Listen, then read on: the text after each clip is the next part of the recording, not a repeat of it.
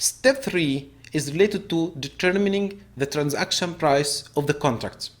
This transaction price that the customer is going to pay to the company can be fixed and can be variable. And today we are going to discuss one of the examples of the variable transaction price, which is related to the right of return. This transaction price, it's not necessary to be a cash. It can be paid by the customer in any form other than a cash. And in this case, if it is not a cash, the company must determine the fair value of the product that is going to shift to the customer or transfer to the customer, and must determine the fair value of the consideration that they are going to receive from the customer.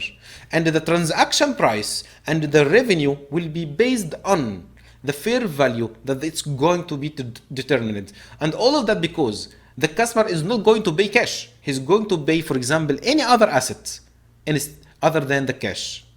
One of the practical issues also related to the transaction price is related to the installments. What if your company is going to sell to the customer using installment plan, long installment plan? In this case, the installment plan will contain significant financing component, significant finance component. So your revenue in this case will not be the total price of the contract because it includes a significant finance component, but you have to calculate the present value of this future cash flow, or the fair price or the fair value of the product that you are selling to the customer, assuming no installment, assuming the cash will be paid on spot.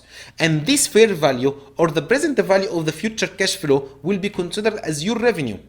Anything extra included in the contract price over than this price, over than this fair value of the product, over than this present value of the future cash flow will be considered as interest component. You cannot consider it as a revenue in the first day.